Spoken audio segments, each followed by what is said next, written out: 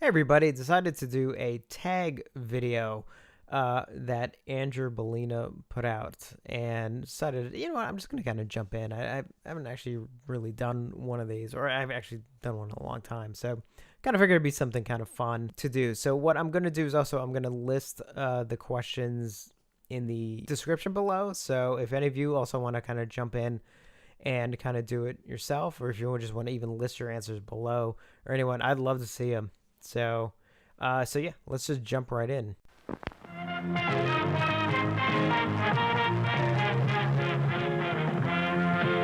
I have been collecting them honestly as far back as I can remember. I mean, when my family first got a VHS player, which was back in the early 80s, it was still kind of early on. It was kind of around the time when video stores started to launch a bit, because I remember we did get the VHS player and you'd have to seek them out, but there were a couple video rental places here and there. And I mean, right from the get go, I remember very early on, like one of the first VHSs I ever rented was Laser Blast, which actually I do have an original VHS of that I did find. The first thing I ever recorded off of TV was The Fog, and it was the night that it premiered on, I think it was ABC.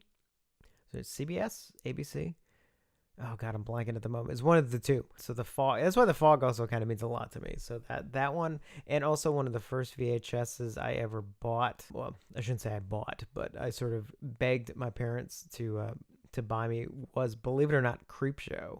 As a very, very young kid, because at the time my parents like, okay, well, we'll buy a movie for you and one for your sister. So I was just like, well, what do you want? And at the time, VHS, like, they weren't cheap. I mean, they were expensive. I want to say it was, and especially at the time, if you're considering how much, prices comparatively, I mean, it was like $50 or something, $60. And somehow I managed to beg them to get me Creepshow. So that's why on my Creepshow shelf, like that VHS there in the original clamshell, like that's mine from when I was very young, which is funny because I really couldn't really watch the movie very far. Every time I got to the crate, I almost had to turn it off.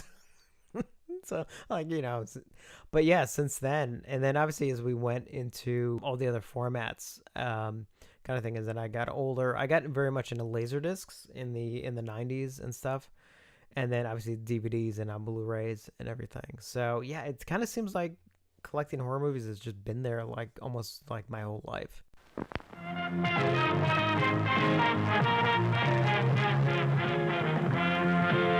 I'm going to keep this specific to just Blu-rays because honestly, I mean, as far as DVDs go and even VHS, and I still have most of my VHS or Laserdisc. I also have most of my Laserdiscs still.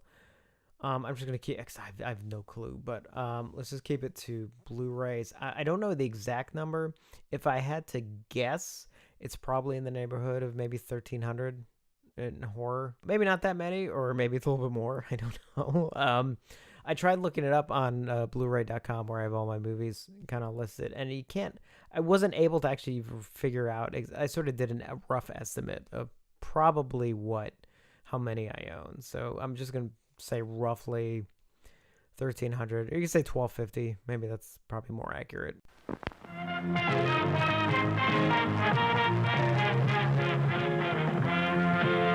I would probably say Scream Factory just because of all the titles that they actually do put out. It does make it fun to collect their stuff because of all the different ones. Now, I do like Arrow's packaging in some of their deluxe things, the hard case and the thicker booklet and some of that. I do love that packaging. That's why I'm kind of excited that Scream Factory is doing that for Creepshow. I wish they would actually do that more often. I mean, I know that would mean some stuff would probably cost like a couple bucks more, but I really love that packaging.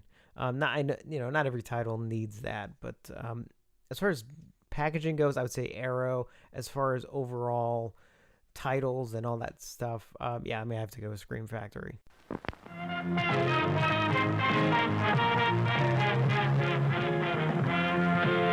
I collect a lot. In fact, a lot of different. I would say it's probably more movie specific as far as some of the collectibles that I get, I'd say the only thing that is probably a little more broad would be my movie poster collection, which, if you include my movie posters combined with some of the lobby card sets that I have and a couple press kits, I'm sitting in just over 900, which is way too many.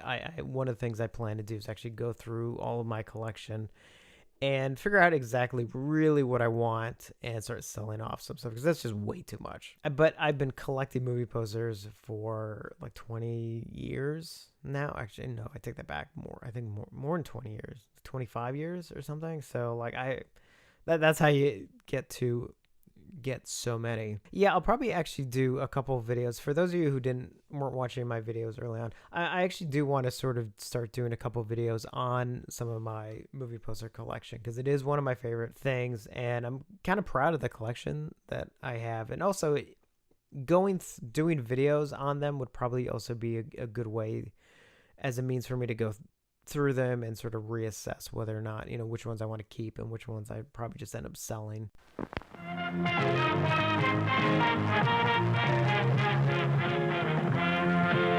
Oh boy.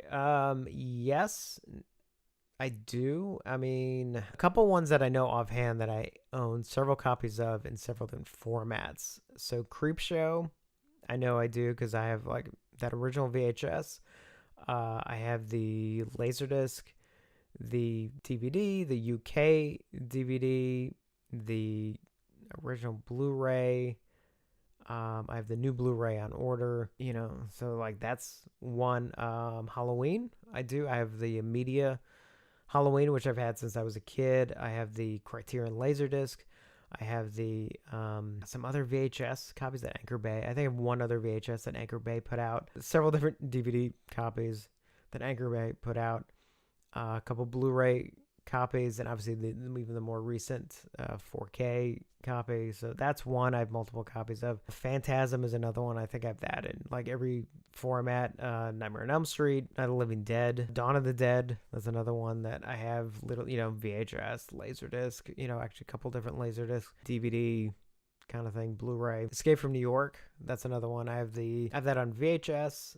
Again, since I've had since a kid. I have the Laserdisc, like 2 different DVD, several different Blu-ray copies, including the pre-order for the Studio Canal of 4K one, as well as the Zavi Steelbook of the 4K release. Escape from New York is one of my favorite movies. That's why it's like I have several copies. I also have an old movie disc, like, the video disc from like the early 80s of it that I have. And I even have the PSP UMD copy of Escape from New York. So, yeah, a little obsessive over that one.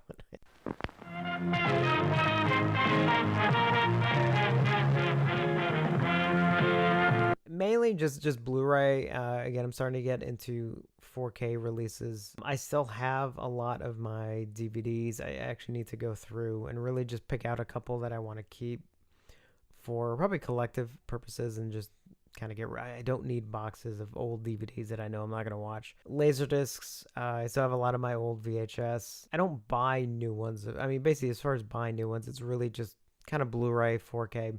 I will buy a VHS copy of a movie that I want to have for display purposes. I will do that if I find something. Not too many that I want. I mean, if I could ever find like an original VHS copy of like the big box Gates of Hell or something like that. Or one I really want is the first edition release of Halloween 3 on VHS. I usually tend to find the later releases that came out more like in the 90s and stuff, but I really want that first release that came out like 1984, 5, somewhere around there. That's the one I really want to get. Otherwise, it's just Blu-ray and 4K.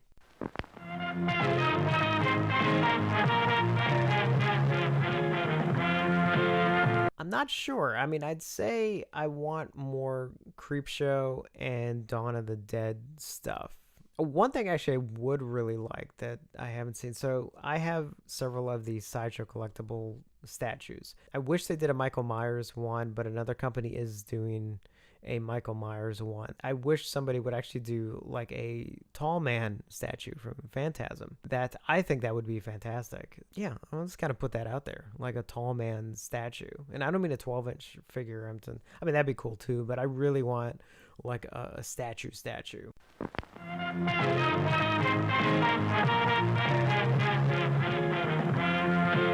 Probably one of the rarest things I have, and once I need to take a better picture of it. I need to actually have it displayed properly once I'm a little bit more settled still. But I would say probably one of the more rare things I have is an original 1977 40 by 60, which is very large, poster for Suspiria from the US release. And those are, it's a large, and it printed on a thicker stock. Some of those ones that were printed it almost feels like a thin cardboard.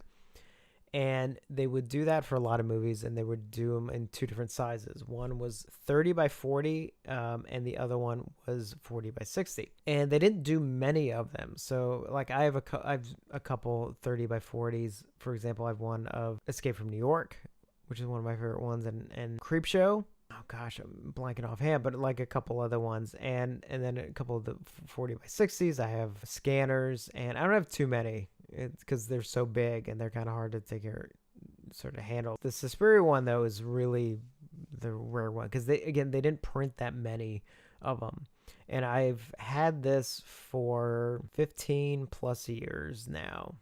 And what I want to do is actually have it professionally framed, but because of its size, I mean, that's a very expensive endeavor, and but I want to make sure it's properly handled. I do have it protected at the moment, kind of thing, but not as protected as it should be. I mean, it's protected well, but it's just like, still, I want it properly framed and everything, and sort of preserved, for lack of a better word. I would probably say that's maybe my one thing.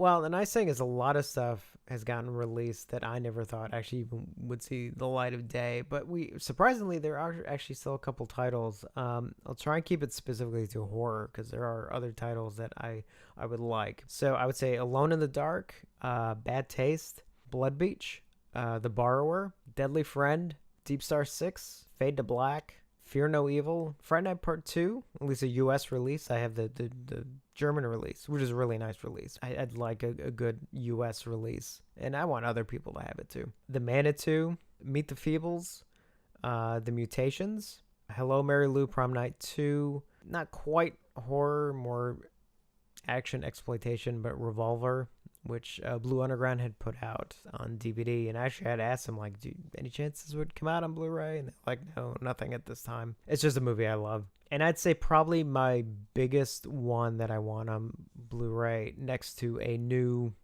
edition of Dawn of the Dead, which again I keep pushing for, is Martin, George Romero's Martin. Like, I want that on Blu-ray more than just about anything. So unfortunately, that's under the same reasons why neither Dawn or Martin are available at the moment. It's just very aggravating. So, but yeah, I'd say my number one would be Martin, and then all those other ones as well. And I'm sure there are more that I can't think of as well.